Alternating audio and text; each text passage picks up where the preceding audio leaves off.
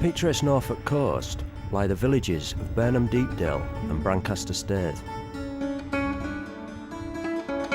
For over 140 years, the village school was an integral part of the local community's life. Yeah, my days, I've got very good memories of the primary school. It's the heart of the village. A school is always the heart of a village. All the generations had been through the school. But Brancaster Deepdale closed down in 1985. It was very sad to see it go. They fought for 2-3 years.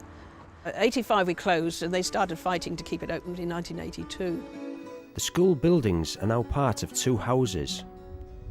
Today, former teachers and pupils from the 1940s to the 1980s reminisce about their time there.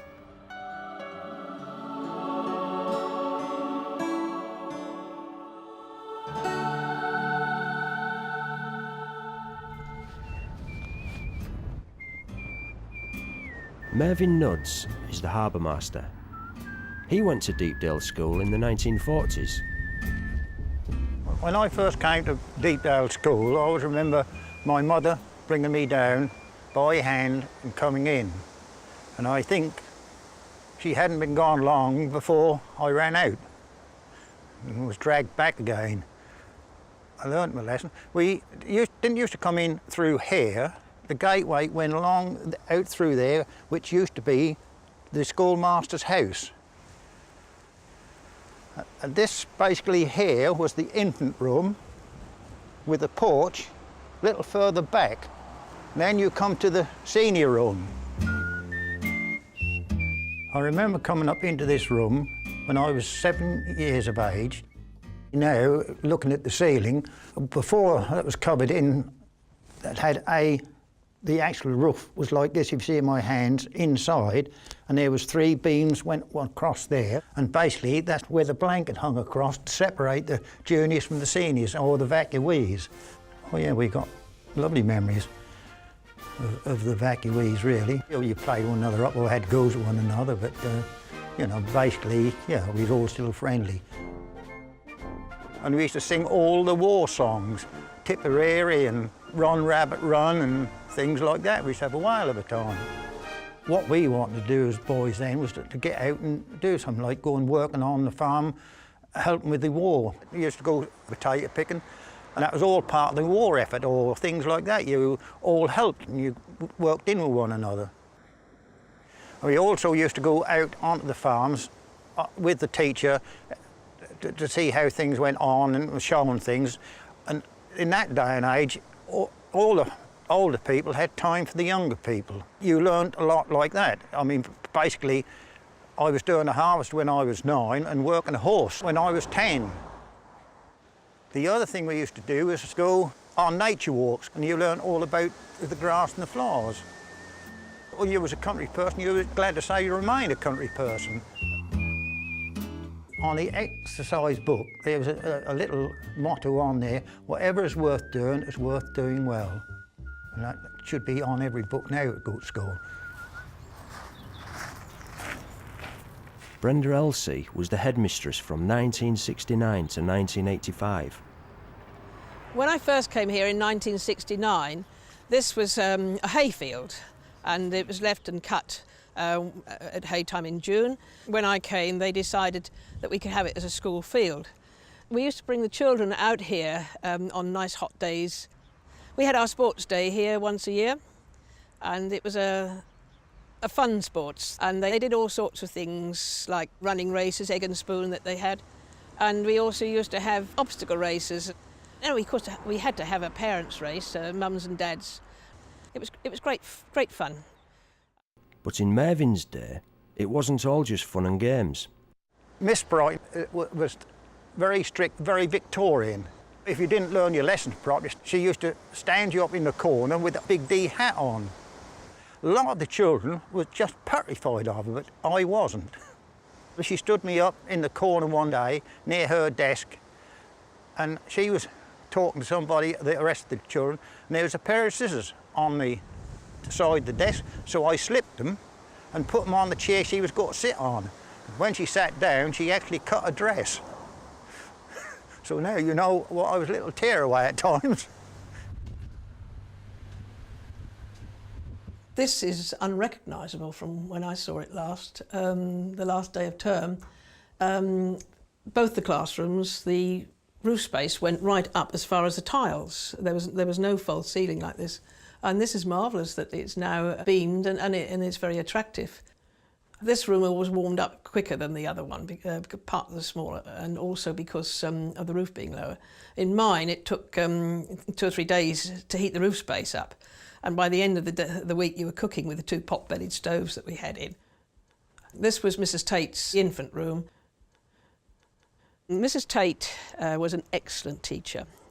We both lived in the village, which was a great asset. We knew all the people. We had a great family atmosphere both in the school and in the village. There were 2 steps up here, up into my classroom, which was where the idea that they came up to the juniors came from. This had a tiered system. They had a fireplace over there where that fireplace is now, and the tiers went up. Not too steeply, but you could get a lot more children in that way because they only had little benches like this. Nowadays, I mean, they go on about children being obese. They didn't have a chance to be obese in those days. They were much smaller, both in height and in width, and they could fit a lot more into the classroom. A family who have seen all the changes are the Sutherlands. Cyril and his daughter Catherine have lived in the village all their lives. In 1951, when I started, January 51, there was Miss Brighton who was there, and all the children dreaded Miss Brighton because she'd been there for years and years and years. Hattie was her nickname. Then we went up to Miss Kay's class when we got older, and she was the one who was very much for discipline, and but she took us out gardening and taught us about nature, and all in all that was quite a happy time. I don't know how you got on in your school days. Well, discipline was a lot firmer than it is nowadays. We didn't get away with shoddy work, and we had to work jolly hard.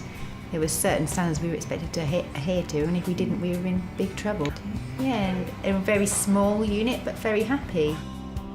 Catherine, now a teacher herself, was taught by Brenda in the 1970s and 80s. This was heaven on earth to me to come here. And the school itself had about 24, 25 pupils. The older ones could teach the younger ones, and that's what the principle of how the school worked. All the children who left my school could read above the chronological reading age, which was set.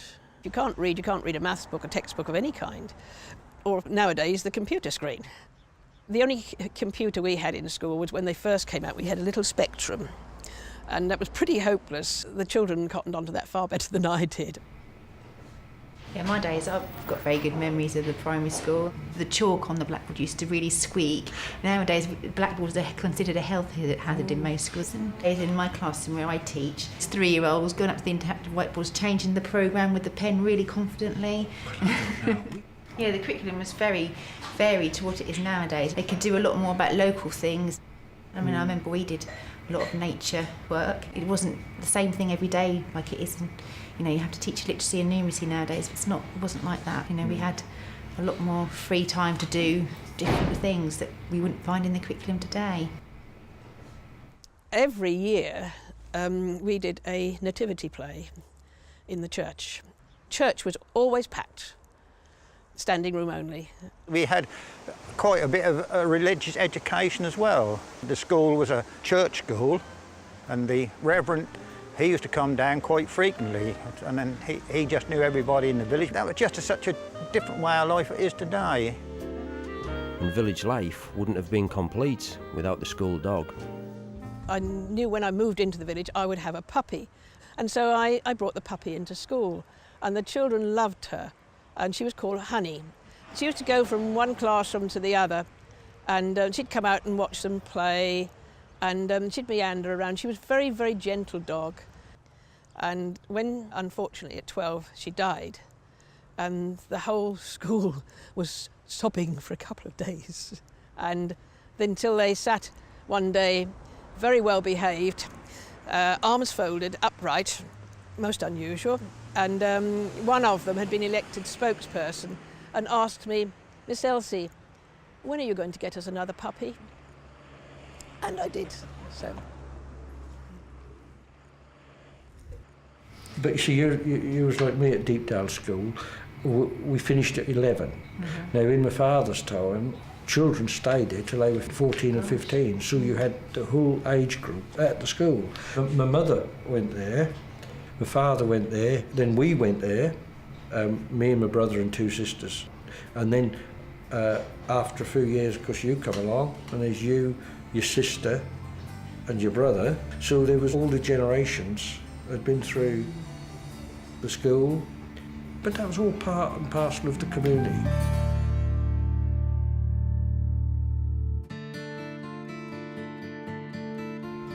The way I remember the school was the whole community were involved with the school.